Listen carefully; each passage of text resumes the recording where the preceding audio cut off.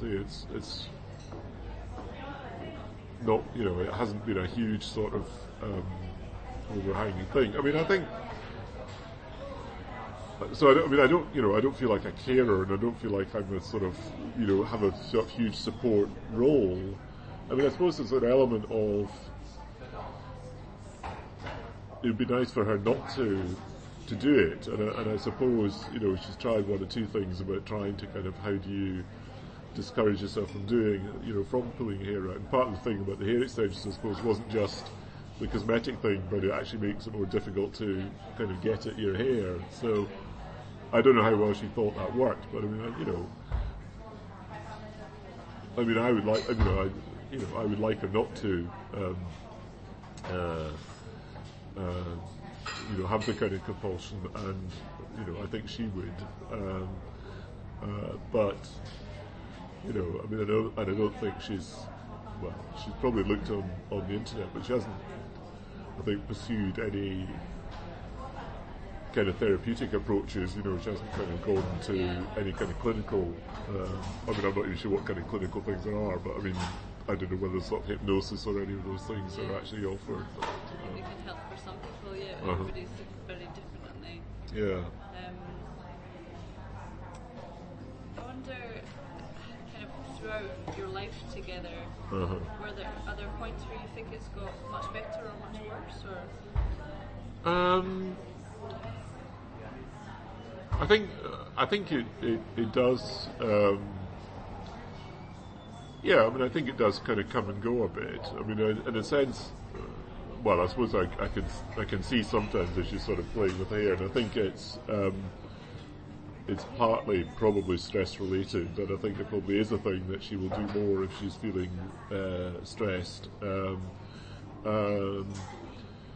So yeah, and there've been other times where it's probably been less, and as far as I can tell, cosmetically sometimes you notice it and think, oh, she has been pulling her hair, and sometimes it isn't quite so noticeable, so it kind of comes and goes, but and I don't know whether it comes and goes.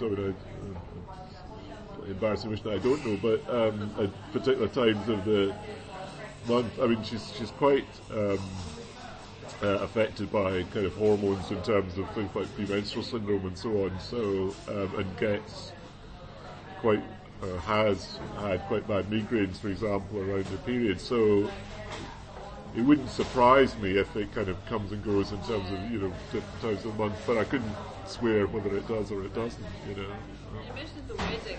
Are there, and the reunion, are there times like that you think that make this more of an issue in terms of people seeing, noticing milestones in her life?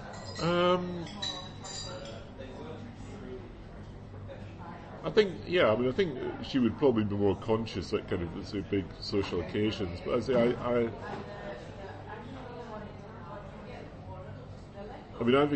occasionally I've sort of pointed out if there's a kind of bald patch showing or something, but most of the time she manages that herself, and I think is reasonably okay that it's not going to be obvious to people. I thought it would be something that would cause her anxiety. I could be completely wrong about that, but she would she's not a particularly needy person in a sense, so she's not somebody I think who would be asking for might be embarrassed to ask for my kind of reassurance about, am I okay or not. I think she would just kind of manage it herself. But so I can't immediately think of sort of particular occasions where, I'm not aware of any occasion where she said, well, I can't go to this or that because, I'd be worried about, my appearance or people might notice my hair. So I don't think it holds her back in that sense. It may have a slightly more kind of general, subtle kind of effect on her, but, I don't feel that she's socially... I'm probably more socially anxious than she is, so I don't think it's something that affects her in that kind of sense of fitting into society. I sometimes I mean, I sometimes worry about getting old and that kind of thing. About when if you get old and you need care from other people, it becomes something that I think. Well, I don't think she would like to be cared for by other people much anyway. But I think there would be an issue then about how would you handle that and how would you feel about other people doing your hair or noticing Do you think it. getting older has affected her approach to it? That, I mean, I suppose when I spoke to her, the fact that she's been doing it for so long must Yes. be, in the one sense, could make you think, right, I need to get to the bottom of this once and for all, or it could also make you feel like, well, this is just going to be what gives to her, and there's not much I can do about it.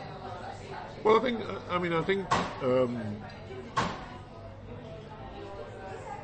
I think over the years, I think more possibly, and I guess about the last 10 years, that she probably has been more active, in part because of things like the internet. It's easier to find information in a kind of private way without having to kind of, as it were, go and look for people. And so, as far to my knowledge, I think she's probably more engaged with kind of monitoring, looking at trick sites and kind of being on these kind of networks than she had when she was younger. When I'm not aware that we knew anybody else with the condition, or knowingly knew anybody else with the condition, or had any kind of particular connections with anyone with the condition.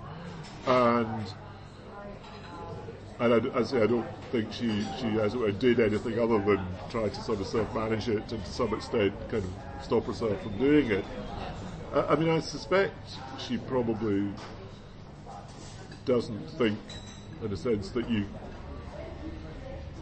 can sort of get to the bottom of it in a way that would actually make a substantial difference. I mean, in a sense, I don't think she would be going out now saying, if only I could get some particular treatment or do CBT or something, I could be cured of this. I mean, 'cause I think if she did think that, she probably would have, tried to do that. I mean, she's not, lacking in resourcefulness. So Exactly, and her own knowledge of psychology and the Yeah. availability of things as well. Well, exactly. There's a bit about she will have looked at what's around and said, well, there isn't really much there, And I mean, because Alison actually works in kind of health-related areas herself. I mean, she's perfectly capable of looking at the evidence base for treatments and sort of deciding, well, is there any point in doing this when the evidence base for it may be a bit shonky. So I think if there were